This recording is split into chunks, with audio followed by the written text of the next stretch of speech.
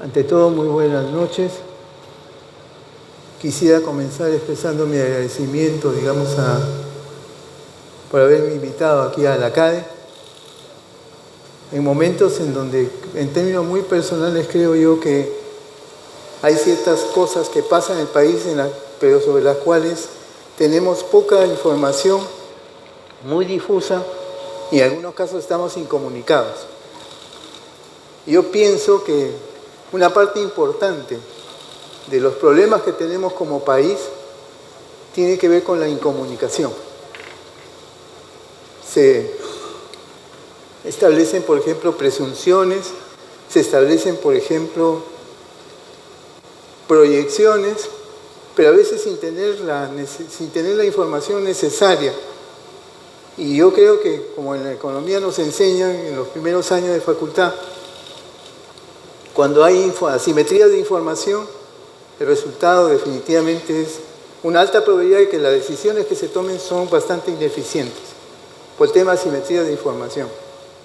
Entonces, lo que yo quiero hacer en esta oportunidad es explicarles qué estamos haciendo por el lado del Ministerio de Economía y Finanzas para poder apostar por una tasa de crecimiento mayor que la que tenemos.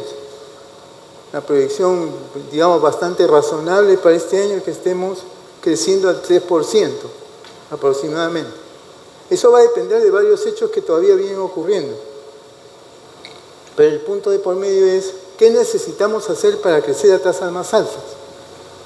Ojo que aquí solamente estoy hablando de crecimiento, o sea, una variación positiva del Producto Bruto Interno. No estamos hablando, en esta propuesta, no me estoy refiriendo a lo que es el desarrollo, que es un concepto mucho más amplio que el de crecimiento. Como todos sabemos, para que haya desarrollo económico, deben darse varias condiciones. Uno, que la economía crezca. Dos, que haya una menos desigual distribución del ingreso. Tres, que haya definitivamente una mejora en las capacidades de la gente. A lo Amartya Sen, eso más o menos significa que, por ejemplo, el Estado, como proveedor en última instancia de servicios de educación y salud, esa provisión de servicios a nivel básico de educación y salud sea disponible para todos, independientemente del género, del lugar de nacimiento, de la raza, de la religión. Y finalmente, para que haya desarrollo, tiene que haber una suerte de preservación de los equilibrios medioambientales. Son 4 las condiciones que concurren para lo que es el desarrollo. Pero creo que concordaremos todos que una condición necesaria, pero no suficiente, es el crecimiento económico, a partir de lo que acabo de mencionar. Entonces, ¿qué estamos haciendo? ¿Hacia dónde vamos? ¿Cómo estamos? La siguiente, por favor. Por ejemplo, la expectativa, ¿no? De qué es lo que estamos, cuáles son los elementos fundamentales de basamento de la economía ahora. Estamos hablando de lo que es la situación macroeconómica. El adecuado manejo de la macroeconomía es un elemento importante dentro de la apuesta ahora. Luego también podríamos mencionar como elemento importante lo que es la apertura comercial, economía abierta al mundo, dentro de lo que es un proceso de globalización, ratito la anterior. Y finalmente, como tercer elemento importante, es tener instituciones basadas en lo que es el mercado. Yo diría que esos son los conceptos, los pilares de la economía bajo los cuales se desarrolla la política económica hoy. Siguiente. Lo que vemos ahí es que la economía sigue creciendo. La preocupación viene por la velocidad del crecimiento. Entonces, ustedes pueden ver en la diapositiva que definitivamente hay algún nivel de desaceleración de la economía, y entonces hay una cuestión importante de explicar es por qué no se ha revertido eso. O sea, qué factores concurren en esto para poder explicar que todavía tenemos una economía que con una tasa de crecimiento hacia agosto de 1.7%, hablamos de una tasa de crecimiento pequeña. Entonces, el quid del asunto es, ¿qué debemos de hacer para impulsar una mayor tasa de crecimiento? Pero el crecimiento existe. Siguiente. Como todos ustedes saben, tener la información sobre la actividad económica, la evolución del PBI, se conoce la información del crecimiento o variación del PBI con un rezago de mes y medio. Eso quiere decir, por ejemplo, que si quisiéramos hablar de lo que es el PBI de octubre, tranquilamente podemos esperar, ¿no es cierto?, hacia la quincena de diciembre que pueda tenerse la información. Pero para poder, digamos, saber qué es lo que vendría, hay algunas variables proxy, variables que nos pueden dar una idea de cómo viene el crecimiento, digamos, para los siguientes meses. Y ustedes pueden ver, por ejemplo, a partir de lo que es la inversión pública, que es un componente importante de la demanda y del crecimiento en el corto plazo, ustedes pueden notar, digamos, que se está recuperando lo que es el ritmo de la inversión pública. Y que yo creo que ahí sí me permito discrepar con algunos colegas cuando dicen que la inversión pública no es importante y se fijan en la participación de la inversión pública respecto a la inversión total. Claro, la inversión pública representa solamente el 25% de la inversión total, que es fundamentalmente privada. Pero ¿por qué yo digo que es importante la inversión pública independientemente de su peso relativo sobre lo que es la inversión, y sobre todo la inversión privada? Porque yo creo que la inversión pública es funcional a la inversión privada. Para decirlo en términos sencillos, cuando, por ejemplo, un ejemplo simple, cuando, por ejemplo, tenemos en un lugar apartado al interior del país, agricultores que, por ejemplo, antes no tenían conexión con el mercado, porque quizás, por ejemplo, no había una carretera que los conectara con el mercado. Desde el momento, por ejemplo, que a través de la inversión pública, por ejemplo, a través de un PIB, un presupuesto de inversión del Estado, se construye una carretera, entonces automáticamente esos agricultores van a tener una conexión al mercado importante. Y al tener una conexión al mercado importante, ya podían ser vistos, por ejemplo, como una posibilidad por parte de un inversor privado. El entendido que definitivamente la conexión al mercado es fundamental para poder, digamos, plasmar lo que es la creación de valor y el resultado del mismo. O sea, yo sí creo que hay una funcionalidad de la inversión pública con la privada. Y es por eso que tenemos que avanzar por ese lado. Siguiente. Un tema importante es, desde la perspectiva externa, desde terceros, ¿cuán fiable es el país, por ejemplo, en cuanto a lo que es el cumplimiento de sus obligaciones? Y ahí entramos, por ejemplo, en la historia de las calificadoras de riesgo. Las calificadoras miran fundamentalmente lo que es cuántos problemas podría tener un emisor, en este caso el soberano, el Estado, para cumplir con sus obligaciones. Y entonces, ¿qué es lo que vemos? Por ejemplo, en la diapositiva, aparte de mencionar la importancia de la calificación crediticia, aquí estamos hablando de las últimas calificaciones que hemos tenido. Y entonces, por ejemplo, cuando sale la calificación de Fitch y nos dice que nos reduce la calificación en cuanto a lo que es el outlook, lo que es la perspectiva, de estable a negativo, pero se mantuvo la calificación crediticia con grado de inversión como emisor. Lo que pasó es simplemente el downgrade se produce en cuanto a lo que es la perspectiva. Pero yo notaba que cuando salió la calificación de Fitch, mucha gente, se supone que es formadora de opinión, prácticamente nos ponía que estábamos, digamos, en el cadalso, que definitivamente, digamos, es la hecatombe económica, sin mencionar, por ejemplo, que la calificación crediticia, como emisores de papeles o de activos financieros en dólares, se mantenían, o sea, manteníamos grado de inversión. Se hizo mucho aspaviento en negativo de eso, y aparece la otra calificación, la de S&P. Y en Standard & Poor's no solamente no nos cambia la perspectiva de estable, sino nos mantiene también con grado de inversión. Y sobre eso yo siento que había un poco de asimetría de información. No se le dio tanta cobertura a la calificación de S&P como sí se dio en el caso de Fitch. Y yo creo que en aras de que hubiese equidad, sobre todo en el sentido de informar, debió haberse dado también la misma cantidad o una cantidad parecida de tiempo en minutos y en páginas respecto a la calificación favorable que teníamos por el lado de Standard & Poor's. Standard & Poor's. Y esa es una asimetría que explica también, dicho sea de paso, en parte, digamos, el pesimismo o en todo caso la incertidumbre. Pero yo creo que el tema de la información, por lo menos en temas económicos, es muy importante la equidad, porque eso nos centra, o sea, eso nos da una idea más acabada de lo que realmente, en qué situación realmente estamos. Siguiente. Un tema importante, por ejemplo, es que ustedes seguramente conocen, hacia el mes de septiembre comenzamos un programa, un plan de reactivación llamado Impulso Perú, y la lógica de ese plan es fundamentalmente buscar que la economía recobre el dinamismo, recobre su velocidad. Y ese plan de Impulso Perú no solamente tenía medidas por el lado de la demanda, sino también por el lado de la oferta, cuando se ofrecía, cuando se establecía la posibilidad de poder producir a un menor costo. Hablábamos, por ejemplo, de lo que vendría a ser fondos de promoción para lo que es las MIPYMES. O sea, la lógica de eso es no solamente buscar que la economía se reactivase, digamos, por el lado de la demanda, sino también con medidas por el lado de la oferta.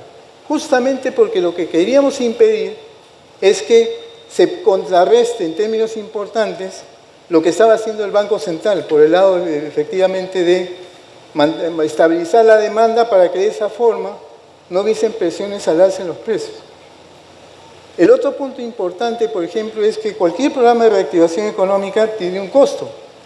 El punto importante, digamos, es que ese costo, ese gasto adicional, no nos llevase a un déficit fiscal más amplio, más alto. Es decir, lo que teníamos que hacer es proponer un plan de reactivación, pero sin vulnerar la regla fiscal. Y entonces lo que ustedes pueden ver, por ejemplo, en la diapositiva, es que definitivamente hemos sido bastante prudentes por el lado fiscal, porque entendemos que un elemento fundamental de la estabilidad macroeconómica está asociado a tener un déficit fiscal controlado, en línea quizás con la normatividad correspondiente, digo, la normatividad fiscal. Y si ustedes miran la gráfica, eso es exactamente lo que ha pasado.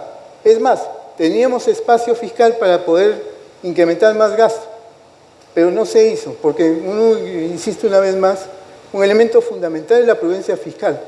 Y el tener las finanzas públicas en orden es una cuestión básica, que no podíamos vulnerar de alguna manera. A pesar de tener espacio para el déficit fiscal mayor, hemos sido muy cautos por ese lado. Y claro, como correspondencia a un déficit fiscal que se reduce, evidentemente se estabiliza el ratio de deuda pública PBI. Siguiente. Y ustedes pueden ver, por ejemplo, cuando justamente lo que estamos hablando de la deuda pública sobre el producto, comparado con países vecinos o países de la Alianza del Pacífico, ustedes se encuentran, por ejemplo, que el 2021 el ratio de deuda pública PBI estaba en casi 35.9%. Para este año debe estar en alrededor de 34%. La idea es que si tenemos control del déficit fiscal, obviamente también la deuda pública sobre el PBI paulatinamente debe ir reduciéndose. A pesar, insisto una vez más, de tener espacio fiscal para tener apuestas mucho más onerosas por el lado del gasto, consideramos que es muy importante tener las finanzas públicas en orden. Y un elemento que refleja eso es el cuadro que están viendo. En términos comparados, el ratio de deuda pública sobre el PIB del Perú es bastante menor y bastante razonable, diría yo. Siguiente.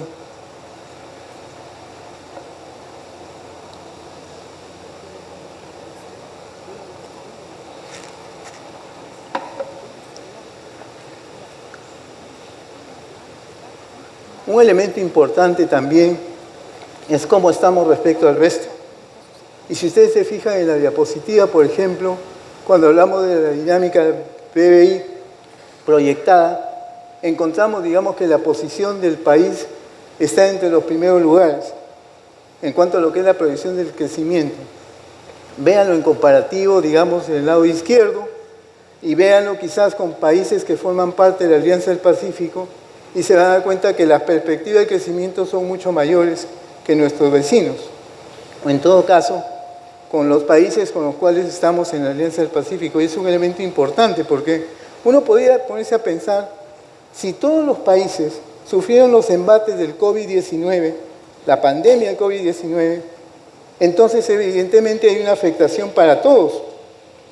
Pero la recuperación, en el caso del Perú, por ejemplo, muestra una situación bastante prometedora, no obstante que, como cualquiera de los otros países, sufrió los embates de la pandemia COVID-19. O sea, estamos hablando de un país con fortalezas económicas que se ve reflejado, por ejemplo, con proyecciones de crecimiento bastante mayores que el resto de sus partners dentro de lo que es la Alianza del Pacífico. Siguiente. ¿Qué estamos haciendo? ¿Cuál es la agenda de política económica? Siguiente. En realidad, como ya lo había mencionado, hay un programa de reactivación, un plan de reactivación que se llama Impulso Perú, que tiene 3 ejes. El primero, lo que vendría a ser mejorar las condiciones para el gasto privado. El segundo eje, recuperar el tiempo perdido en el caso de la inversión pública. Y el tercer eje relacionado a la recuperación de la confianza. Siguiente. En el plan de reactivación llamado Impulso Perú, el que lanzamos, como está en la diapositiva, hacia lo que es el mes de septiembre, ustedes pueden ver, por ejemplo, que en función de los ejes de la política económica ahora, tenemos, por ejemplo, 36 medidas propuestas y 48 normas. Yo les puedo asegurar que hacer esa cantidad, digamos, de iniciativas, eso no cae del cielo. Es producto del trabajo responsable del equipo técnico del Ministerio de Economía y Finanzas. Y la lógica detrás de estas medidas es, obviamente, recuperar el tiempo perdido en lo que corresponde al crecimiento. ¿Es posible hacerlo? Sí lo es. Aunque, como vamos a ver al final, hay un balance de riesgos donde nos podría indicar qué problemas podrían darse para ralentizar o, en todo caso, para que la efectividad de estas medidas se pudiera ver afectada. Pero eso es lo que se lanzó inicialmente en septiembre. Estamos hablando de 36 medidas y 48 normas. Siguiente. Si eso es lo que lanzamos en septiembre, la pregunta es, ¿por qué ahora venimos con la idea de plantear medidas adicionales? ¿Por qué necesitamos medidas adicionales a las que se han propuesto hace 2 meses? Y entonces, vean la siguiente, por favor. Este es un tema importante. Al decir nuestra economía es abierta, si lo quisiéramos poner en números, ustedes pueden darse cuenta que la variación del Producto Bruto Interno Local depende en casi un 60% de factores externos y un 40% de factores locales. Y entonces, ¿qué pasa? Que cuando esos factores externos empiezan, digamos, a convertirse o a generar efectos adversos sobre la actividad económica, un elemento importante, digamos, de ver a través de lo que es la política macro interna, cómo buscamos compensar esa afectación que viene de factores que no controlamos. O sea, la economía internacional, cuando hablo de economía internacional puedo pensar en la tasa de interés externa, en lo que es el precio del dólar en el mundo, podemos pensar en la dinámica de la actividad económica de países que son socios comerciales con nosotros. Ese es un 60% que es bien importante para explicar la dinámica del PBI local. Pero entonces, como decía, necesitamos desarrollar intervenciones por el lado de lo que es la economía local para tratar de compensar ese mayor deterioro que viene por el lado externo. Siguiente. Antes de muy brevemente enunciar las 10 medidas que se han anunciado el día de ayer, respecto, digamos, a buscar la velocidad del crecimiento, permítame señalar algo. Y es, en la diapositiva anterior decía, la economía depende, el PBI local depende en casi un 60% de lo que pasa afuera. Un 40% depende de lo que hagamos internamente. Pero si la pregunta fuese, ¿por qué, por ejemplo, todavía no tenemos resultados mucho más visibles en cuanto a la reactivación económica? Lo que debería decir es que no solamente se trata de lo que pasa en la economía internacional, sino también de factores internos. Por ejemplo, hablo de las iniciativas legislativas que son proyectos de ley y que se necesitan, digamos, para poder, si se quiere, operativizar el plan de reactivación que habíamos planteado hace 2 meses. Y ahí permítame señalar algo importante. Desde el momento en que no hay mucha prolijidad, o en todo caso hay algún retraso por decirles en cuanto a lo que es el Congreso y la aprobación de lo que son proyectos de ley, evidentemente la efectividad de las medidas se reduce, porque están más desperdigadas en el tiempo. Un elemento fundamental en política macroeconómica es que cuando se plantean medidas de reactivación, por ejemplo, es muy importante, digamos, que haya una secuencialidad y que no haya intermitencias en cuanto a lo que es la aplicación y desarrollo de las medidas. En la medida en que se alarga un poco los tiempos en el Congreso para poder aprobarnos los proyectos de ley, evidentemente hay un problema que afecta definitivamente los resultados de cualquier plan de reactivación por la extensión del tiempo para que las medidas se puedan hacer efectivas. Y yo les comentaba que yo necesito, por ejemplo, para poder subsidiar las tarifas eléctricas o la factura eléctrica, yo necesito que el Congreso apruebe un proyecto de ley al respecto. Si yo quiero, por ejemplo, subsidiar lo que es el pasaje metropolitano, necesito hacerlo a través de un proyecto de ley. Son cosas que no las podemos desarrollar nosotros como Poder Ejecutivo. Y en la medida en que haya ese rezago, esa tardanza o dilación en el tiempo por el lado de la aprobación de los proyectos de ley, cuando menos, evidentemente la efectividad de las medidas se reduce. Y eso es parte del problema que tenemos ahora, que yo sí creo que es resolvible, porque al final de cuentas, en la economía peruana, vivimos acá en el Perú y nos podríamos favorecer todos si efectivamente el plan de reactivación funciona. El problema es que eso, cuando yo digo que funcione, parte de la condición que la implementación de las medidas tiene que ser, si se quiere, hecha con mayor celeridad. Y entonces quiere decir, por lo tanto, que el plan de reactivación en parte depende un poco de la celeridad en la aprobación de las normas legales que necesitamos para que se pueda aplicar el plan en términos efectivos. Y entonces, por el hecho de deterioro de la economía internacional y un poco de rezagos en lo que es la aplicación del plan, necesitamos proponer nuevas medidas, que son las 10 que están consideradas allí. No voy a describir todas al detalle, pero por ejemplo, cuando hablamos de la mayor descentralización de obras por impuestos, cosa que no existía antes, obras por impuestos estaba circunscrito al gobierno nacional. Ahora se puede trabajar o desarrollar este mecanismo, este vehículo de obras por impuestos en los gobiernos subnacionales. Y adicionalmente, obras por impuestos se puede aplicar, por ejemplo, para lo que es mantenimiento, reparación de activos de infraestructura, cosa que no existía antes tampoco. Otra medida que planteamos y anunciamos el día de ayer es, por ejemplo, el impulso a la industria naval y a las MIPES. ¿Cuál es el tema? Todos sabemos, por ejemplo, de lo que es el Servicio Industrial de la Marina, el CIMA. Lo curioso es que hasta ahora, por ejemplo, el CIMA desarrolla operaciones de mantenimiento y reparación de navíos, pero con una ligera inversión en infraestructura se puede construir un dique seco y por lo tanto pasar de lo que es reparación y mantenimiento a lo que son la construcción de nuevos navíos. El caso es que dentro de las actividades del CIMA, y eso lo he constatado personalmente, me dice la gente del CIMA, por ejemplo, que los insumos para poder, por ejemplo, refaccionar o hacer mantenimiento de los navíos son importados, cuando perfectamente podían los proveedores ser locales, a igual calidad y seguramente a menor precio. O sea, es posible que haya un efecto de arrastre de lo que es la industria naval respecto a lo que vendría a ser la participación de proveedores locales. Y eso es una oportunidad que creo que no debe ser desaprovechada.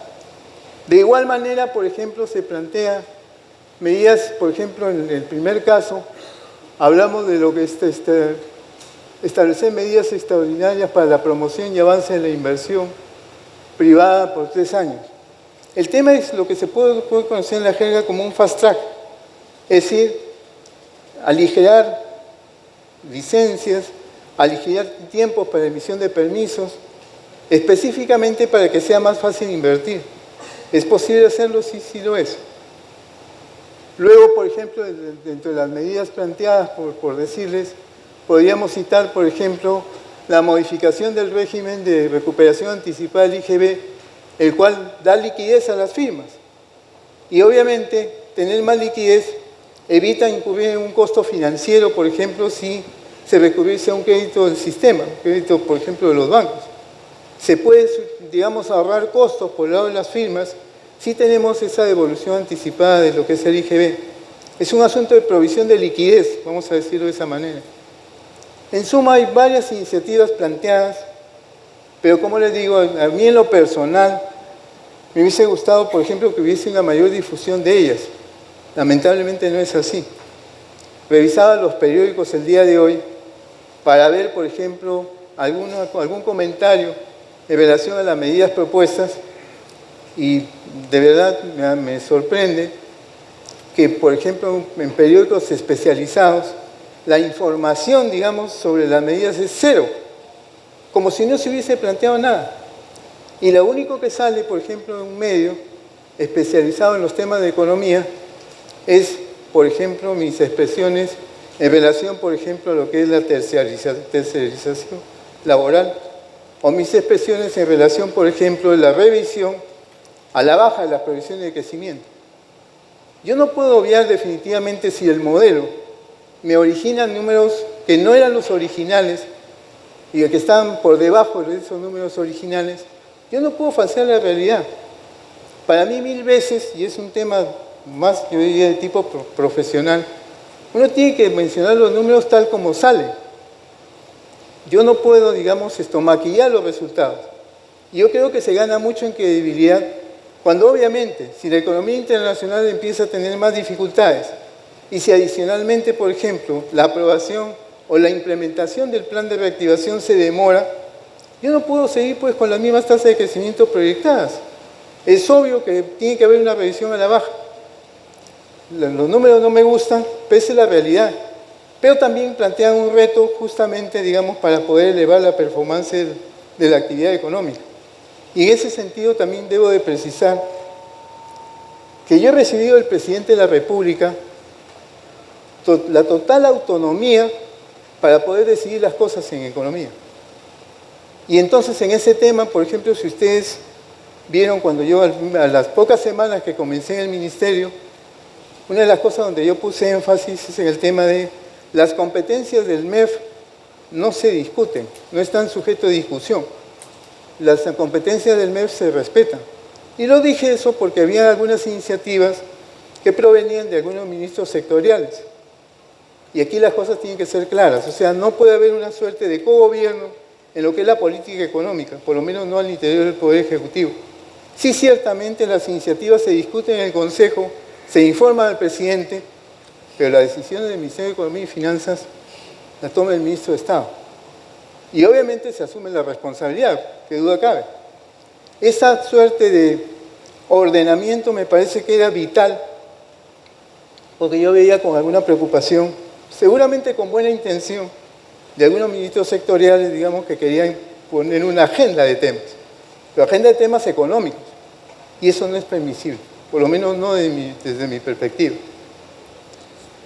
Siguiente. La cosa no queda solamente en el corto plazo. O sea, si tenemos éxito en estabilizar la economía, lo que viene a continuación es pensar en lo que es el mediano y largo plazo. Y no es que definitivamente se esté postergando iniciativas que tengan que ver con el mediano y largo plazo, que ahí están un poco reportadas en algunos temas, sino que definitivamente la consolidación de la macroeconomía local va a permitir, entre otras cosas, por ejemplo, que la tasa de crecimiento del producto se incremente. Y para que se den cuenta ustedes del impacto que puede tener tasas de crecimiento más altas, puse el gráfico de la derecha. Ustedes pueden ver ahí que si nosotros crecemos a una tasa del 3%, hablando de lo que es el producto per cápita, o sea, el PBI entre el total de población, si crecemos al 3% solamente, nos vamos a demorar 14 años para poder alcanzar el producto per cápita de México, que es el país que está a la cola dentro de lo que vendría a ser la OECD. Y si nosotros aceleramos el crecimiento y no hablamos de tasas del 3%, sino, por ejemplo, tasas mayores del 6% anual, podríamos, por ejemplo, alcanzar a México en 7 años. O sea, lo que quiero decir a final de cuentas es que es muy importante la dinamización o aceleración de la economía, pero en ese tema importante también, ustedes saben, por ejemplo, que la posibilidad para poder formar parte de la OECD es que se cumpla lo que se llama la hoja de ruta. Y la hoja de ruta es una serie, digamos, de condiciones que tiene que desarrollar el país para ser elegible para la OECD. Pero una cosa muy personal, se los puedo comentar, que para mí el tema no es la membresía a la OECD. Lo que yo creo que es importante es que para calificar, para ser elegible a la OECD, uno necesita replicar buenas prácticas de gobernanza pública, que justamente los países de la OECD la desarrollan. El solo hecho de, por ejemplo, replicar buenas prácticas de gobernanza pública, definitivamente nos pone como una economía mucho más eficiente, mucho más eficaz. Porque además en la vida real, los países pueden ser elegibles para la OECD, pero no son miembros todavía de esta organización. Insisto una vez más, lo que interesa es replicar las buenas prácticas de gobernanza pública. Siguiente. Como decía, no es que ignoremos temas del mediano y largo plazo. Por supuesto que están ahí. Y la idea, digamos, es también trabajar apuntando a la resolución de los mismos. Pero obviamente tiene que haber una priorización, primero. Y segundo, tenemos que estabilizar al país a partir de tasas de crecimiento mucho más altas, porque ustedes entenderán que para poder resolver los problemas que están puestos ahí, que son de mediano y largo plazo, se necesitan recursos. Y esos recursos vienen a partir de lo que es el crecimiento económico. Y obviamente con una acción del gobierno mucho más eficiente. Por ejemplo, para que ustedes se den cuenta, en esta necesidad de tener un Estado que funcione, un Estado que sea más eficiente, no se puede aceptar que, por ejemplo, los ciudadanos no tengan las facilidades y el acceso, por ejemplo, para obtener un pasaporte, o las facilidades que debe tener un ciudadano para obtener una licencia de conducir. Y esa es función del Estado. Es muy importante que el Estado sea eficiente en cuanto a lo que es los servicios que le corresponde de proveer a la población. Y hablar, por ejemplo, yo tengo 61 años, pero en mi vida había visto, por ejemplo, que hubiese problemas para poder obtener un pasaporte o una licencia de conducir. Eso ya es indicativo de que se necesita mejorar la eficiencia del Estado. Parte del tema tiene que ver con recursos, pero parte del tema también tiene que ver con la revisión de los procesos. Probablemente, digamos, los procesos no han cambiado en muchos años y entonces, a pesar de que se puedan asignar recursos, definitivamente los resultados no son de los mejores. Y esa sensación de los ciudadanos, en el sentido de que el Estado no está cumpliendo con eficiencia los servicios que debe proveer, definitivamente se constituye como un muy válido coeficiente, vamos a decir, idea de molestia de los ciudadanos respecto a lo que está haciendo el Estado ahora. Y obviamente esas son oportunidades de mejora que definitivamente tienen que darse. Siguiente. Termino, o el penúltimo término, con un tema que creo que es poco percibido o poco discutido.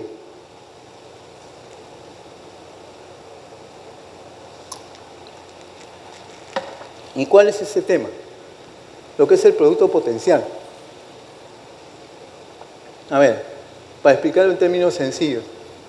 Si nosotros, por ejemplo, usamos a plena capacidad lo que es, por ejemplo, la disponibilidad de capital humano del país, si utilizamos a plena capacidad, hasta el nivel máximo, lo que es la tecnología disponible y también lo que es el capital disponible, es decir, si utilizamos al máximo los insumos, o sea, los factores productivos, vamos a originar una determinada tasa de crecimiento del producto, un quantum o un stock de PBI determinado. Eso es mirar el producto potencial, para decirlo en términos sencillos. Pero ¿cuál es el problema? Que actualmente el producto potencial nos señala que podemos crecer hasta un 3% sin presiones inflacionarias. Y el tema es, actualmente andamos por crecer más o menos a esa tasa. ¿Eso qué significa? Que no hay espacio para poder crecer a tasas más altas. ¿Y por qué? Porque cuando hablamos de producto potencial, la pregunta es, ¿de qué depende el producto potencial fundamentalmente?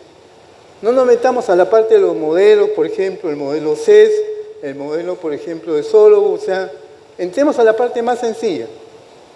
¿Qué necesitamos hacer para que el producto potencial se incremente? ¿Qué necesitamos hacer para que haya espacio para mayor tasa de crecimiento respecto a las actuales? Ustedes pueden ver en la gráfica que actualmente la tasa de crecimiento efectiva está más o menos igual que lo que es la tasa de crecimiento definida por el producto potencial. O sea, hoy todavía no tenemos espacio para crecer a tasas más altas. ¿Y qué necesitamos definitivamente para que el producto potencial crezca? Inversión. Y sobre todo lo que es inversión privada. También inversión pública en infraestructura, pero también inversión privada. Y es por eso que un rol capital en el funcionamiento del sistema y en cualquier apuesta, sobre todo de crecimiento, un rol fundamental lo tiene la inversión privada. Eso no lo podemos obviar y para eso tienen que haber condiciones. Y mucho se habla, por ejemplo, del tema de confianza. Yo creo que sí, es un elemento que debe recuperarse, pero desafortunadamente la confianza no se recupera de un mes para otro. Tiene que haber señales claras, en mi opinión, de consistencia entre lo que se dice y lo que se hace. Y eso es básico, digamos, para que el inversor decida aplicar recursos. Pero evidentemente, digamos, la necesidad de incrementar el producto potencial es un elemento fundamental si queremos, por ejemplo, no solamente resolver la coyuntura, los problemas de coyuntura, sino los retos o desafíos de mediano y largo plazo. Siguiente. Termino con un balance de riesgos. O sea, ¿qué cosas pueden pasar? ¿Qué eventos pueden suceder que hagan, por ejemplo, que la propuesta del plan de reactivación económica no se cumpla o se mediatice? Y ahí ustedes tienen varios elementos dentro de lo que es el balance de riesgos. Por ejemplo, si la situación internacional empeora, obviamente, digamos, esto se pone en cuestión las tasas de crecimiento del producto a las que estamos apuntando. Adicionalmente, por ejemplo, si en el caso del país los eventos políticos se vuelven más severos, también obviamente, digamos, se va a afectar las proyecciones que hemos puesto como consecuencia del plan de reactivación. Y como ustedes pueden darse cuenta también, el tema de la inflación es importante. Un punto que yo quisiera destacar, por ejemplo, es que actualmente la inflación en el Perú básicamente es una inflación por costo, no es inflación por demanda. Y entonces la pregunta del millón es, si la inflación es por costos, ¿como país tenemos control sobre esos costos?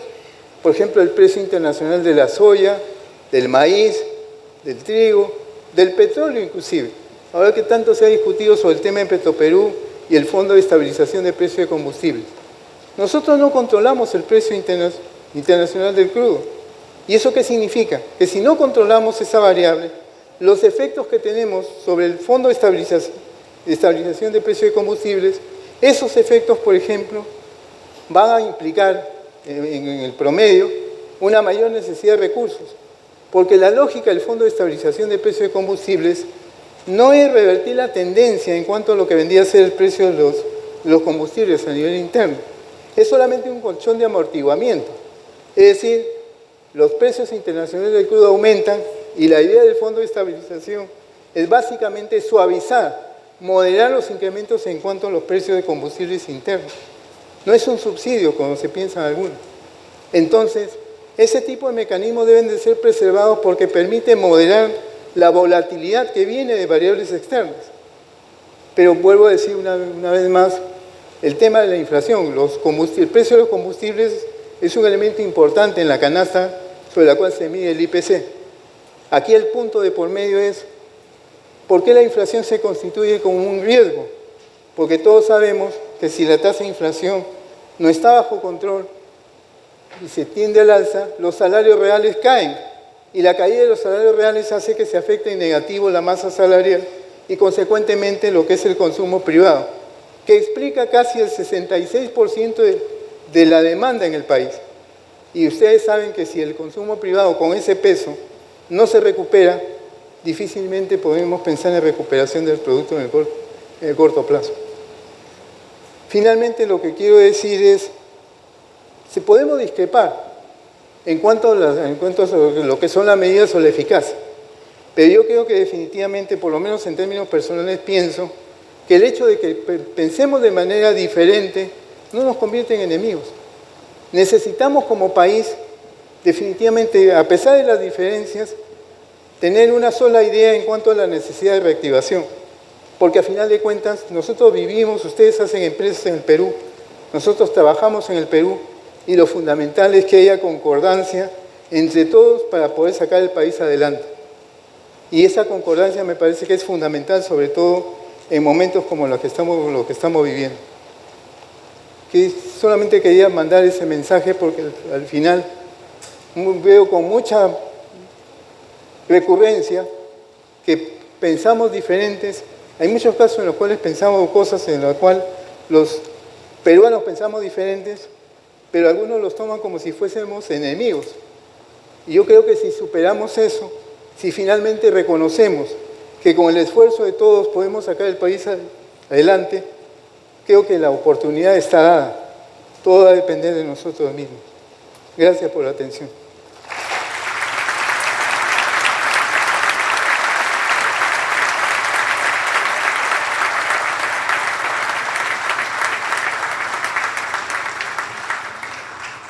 Muchas gracias, ministro. Tenemos unos pocos minutos, 4 minutos con 55 segundos, ¿ya? Para algunas preguntas que hemos recibido, ¿no? La primera es vinculada a lo que hemos estado discutiendo esta tarde, que es la efectividad del Estado o la disfuncionalidad del Estado peruano, ¿no? Que usted también la mencionó en una parte de su presentación. Buena parte del Plan Impulso Perú requiere un Estado que funcione, ¿no? Más o menos, al menos. ¿Qué se puede hacer desde el MEF para mejorar la efectividad del Estado? Yo diría en términos generales, mi primera apuesta sería por explicar lo que se busca. Tener objetivos claros respecto a lo que se busca como Ministerio de Economía o lo que se busca para la economía en general. Y entonces esa explicación de hacia dónde vamos y qué buscamos como objetivo, explicarlas, por ejemplo, a nivel de los poderes del Estado. Explicar, por ejemplo, que si no se debe incurrir en el error de que como yo pienso distinto, estoy en pugna contigo, no te apruebo los proyectos de ley. Ni siquiera los envío a la comisión dictaminadora para debatirlos o discutirlos. ¿Por qué? Porque eso, al final de cuentas, es obstruir. Y no entender que finalmente todos estamos en el mismo buque. La idea es colaborar. Y como insistía cuando hacía mi presentación, el pensar diferente no nos convierte en enemigos. Pero creo que parte del tema viene sencillamente porque a veces no se comprenden las propuestas que se plantean. O hay un halo de sospecha, de falta de confianza. Pero creo que desde el MEF lo que estamos haciendo ahora es hacer bastante docencia. Por ejemplo, en el caso de los gobiernos regionales y locales electos, estamos desarrollando programas de formación, de capacitación, para que esos gobernadores nuevos y esos alcaldes nuevos que comienzan en actividades, en operación el 1 de enero, puedan tener elementos de manejo respecto, por ejemplo, a lo que tendría que ser la gestión pública. Lo que hemos estado haciendo y vamos a ser mucho más intensos por el lado del Ministerio es desarrollar capacitaciones a nivel nacional con gobernadores y alcaldes electos para que entiendan de qué manera se hace gestión pública. Eso es parte del tema, porque eso va a significar que haya una mayor probabilidad de utilizar los recursos que tienen disponibles. Ya se había mencionado el Contralor, por ejemplo, el drama del país, donde tenemos más de casi 2.500 proyectos de inversión parados y con una implicancia de casi 28.000 millones. Y la pregunta es, ¿estaríamos frente a una situación de ineficiencia de recursos, de ineficiencia de gestión? Sí, pero yo creo que una parte importante, por ejemplo, si se han dado cuenta en el proyecto de presupuesto para el próximo año 2023, no estamos considerando fundamentalmente proyectos nuevos. El mensaje que se le da a los gobernadores y a los alcaldes principalmente es que terminen la ejecución de proyectos que han comenzado en periodos anteriores, para que no queden abandonados y nos genere un problema de ineficiencia flagrante. Porque cuando un proyecto está parado, no avanza, se desfasa, por ejemplo, el expediente técnico. Y se desfasa también la estructura o la arquitectura financiera que se hizo en su momento para poder desarrollar el proyecto de inversión. O sea, explicarles, digamos, educar, si cabe el término, a gobiernos subnacionales, a gobernadores y alcaldes, que es una buena idea, vamos a decirlo así, ser eficientes en términos económicos, inclusive para que tengan una posibilidad en el futuro mayor de desarrollar iniciativas de inversión. Pero ahora el mensaje es, primero comiencen con lo que ya está avanzado. Claro, puede hacer que nosotros no seamos muy populares por eso, porque el gobernador o el alcalde tiene la intención, ¿no es cierto?, de llevar sus propios proyectos de inversión. Pero el punto es, ¿y qué hacemos con los que ya están en curso? El énfasis tiene que ser en lo recibido. Y ese es un poco el mensaje para ellos, para buscar mejorar eficiencia. De igual manera, por ejemplo, en el Congreso hemos desarrollado acciones de capacitación para lo que son, por ejemplo, congresistas y para los asesores, para que entiendan mejor en qué consiste lo que es la gestión pública, qué es lo que hace, los dispositivos, los distintos sistemas, cosas que no tienen por qué ser conocidas, por ejemplo, por un congresista o su asesor desde el principio. Y eso que está provocando que haya, digamos, una suerte de interrelación con más o menos similar nivel de conocimiento a la hora que en las comisiones se discuten los dictámenes, sobre todo lo que son asuntos económicos. O sea, yo creo que la educación es fundamental y avanzar rápido, de tal manera de que los gestores, ¿no es cierto?, en la parte pública que van a comenzar sus funciones, en caso de gobiernos subnacionales del 1 de enero, tengan mayores elementos de información. Yo creo que de esa manera vamos a poder facilitar en el tiempo el que hayan decisiones más eficientes y eficaces por el lado de los gobiernos subnacionales. Muchas gracias, ministro. Rápidamente, le tengo que preguntar sobre la solidez fiscal, ¿no?, que es uno de los activos más preciados que tenemos y la base de esta capacidad de resistencia de la economía peruana. Pero últimamente uno como que se comienza a poner nervioso, ¿no? Tenemos estos pasivos contingentes, FONAVI, por ejemplo, ¿no?, el tema de Petroperú y recientemente la opinión del Tribunal Constitucional respecto de la iniciativa de gasto de los congresistas, ¿no? ¿Cómo están pensando ustedes para seguir defendiendo, digamos, la solidez fiscal y qué podemos hacer desde el sector privado para, digamos, contribuir a esa defensa? Yo diría hubo varias cosas. La primera, por ejemplo, cuando hablamos de lo que es Petroperú. Se ha comentado mucho sobre el tema de Petroperú, pero a veces yo creo que los comentarios han estado poco informados. Porque, por ejemplo, el tema, para resumirlo, el tema es este. Petroperú es la más grande empresa pública que tiene el país, pero que tiene un detalle importante. Petroperú abastece al 50% del mercado, sobre todo en lo que es el interior del país, sobre todo. Ahí no opera Repsol. Repsol opera fundamentalmente, sus plantas de venta están en la costa. En el caso de Petroperú abastece al 50% del mercado, pero principalmente al interior del país. Entonces, ¿qué ha pasado? Para mí una mala decisión, 10 años antes casi, fue, por ejemplo, proponer por el lado de Petroperú embarcarse en el proyecto de modernización de la refinería de Talara. Ciertamente, digamos, en ese momento había la necesidad, por ejemplo, que los combustibles tuvieran una menor carga, digamos, por el lado de azufre. Y el Perú ha suscrito una serie de convenios en los cuales se comprometía, por los temas ambientales, a que los combustibles tenían una menor carga de azufre. Y en ese sentido se planteó el tema de la modernización de la refinería de Talara. Eso costaba al principio 1.400 millones de dólares. Pero en el camino, lo que fue una modernización se convirtió en la construcción de una nueva refinería, cuyo costo está en alrededor de 6.000 millones de dólares. Y para mí el problema es, primero, digamos, la no disposición de líneas de financiamiento para poder desarrollar proyectos de inversión. Todos sabemos, digamos, que si nos metemos en un proyecto de inversión, el financiamiento es fundamental. No que lo tengas después, lo tienes que tener antes para que el proyecto pueda desarrollarse sin problemas. El tema es que, como no se tuvo financiamiento anterior, en varios momentos en el tiempo, el financiamiento en efectivo del avance de la obra, en el caso de la modernización todavía, se hizo utilizando capital de trabajo. Y eso definitivamente genera complicaciones, porque ya empieza a ponerse en riesgo el pago a proveedores, ¿no es cierto?, que son los que abastecían a Petroperú por el lado de, sobre todo, lo que es petróleo más ligero y combustibles. Pero lo peor viene cuando lo que es una modernización se convierte en una nueva planta, una nueva refinería, y ahí estamos hablando de una inversión de casi 6.000 millones. Con el arrastre del problema que no estaba financiado, o sea, las líneas de financiamiento no habían dedicadas a lo que es el proyecto de la refinería.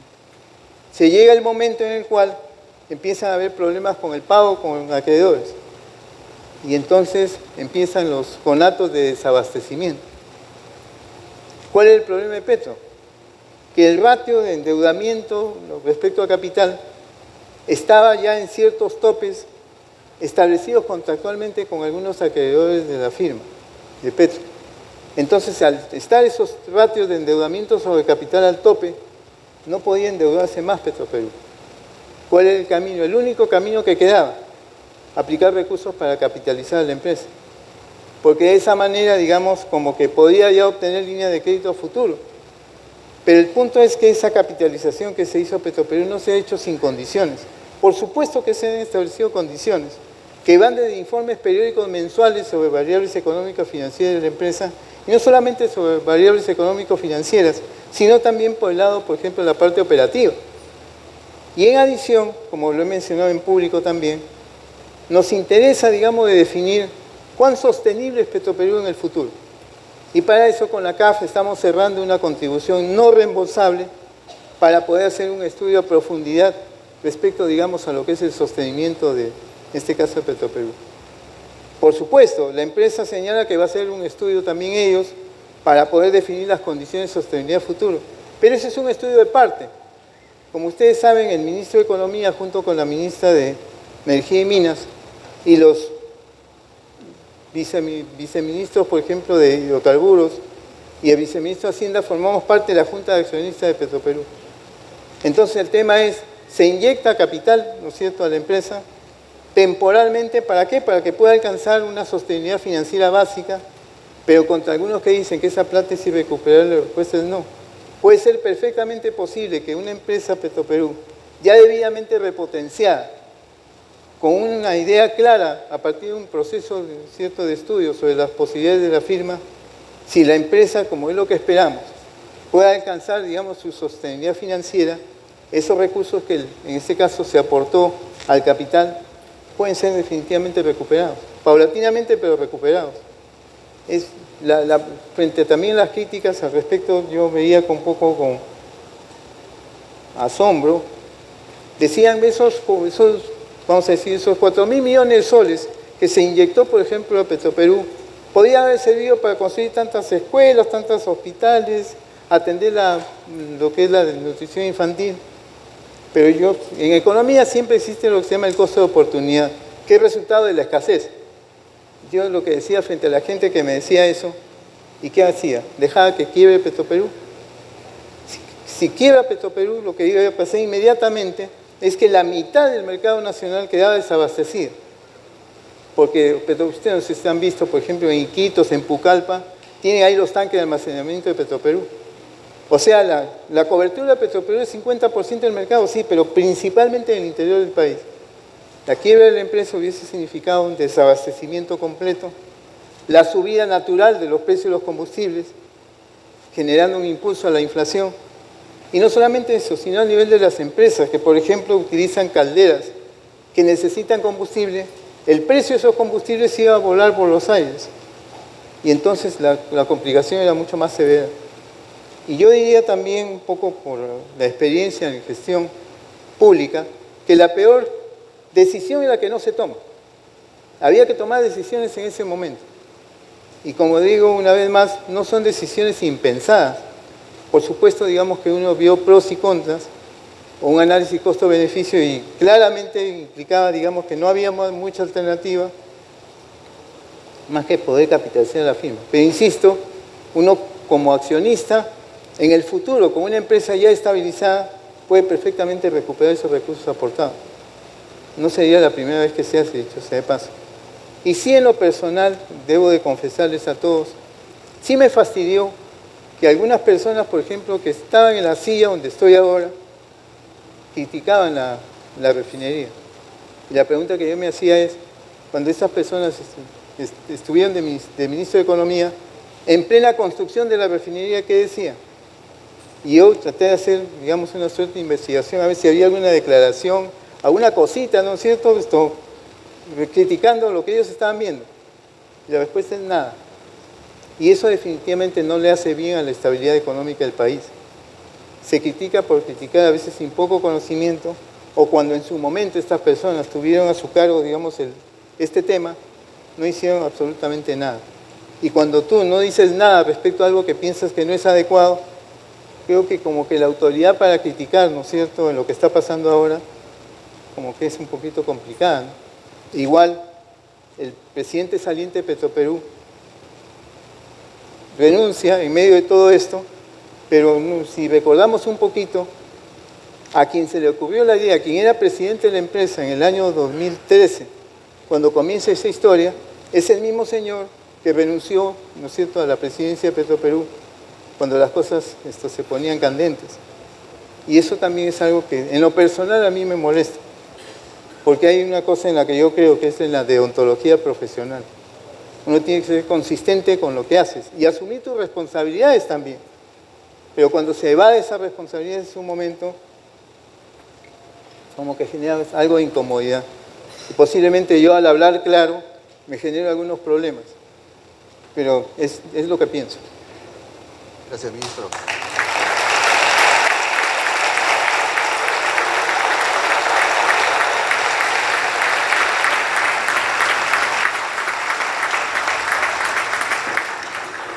Muchas gracias, ministro. Lamentablemente nos hemos quedado sin tiempo. Le agradezco en nombre del CADE por su participación y le deseo también en nombre de todos nosotros el mejor de los éxitos, porque sin duda su éxito, ¿no?, es el éxito del plan, es el éxito del Perú y es el éxito de todos nosotros. Muchas gracias. Gracias.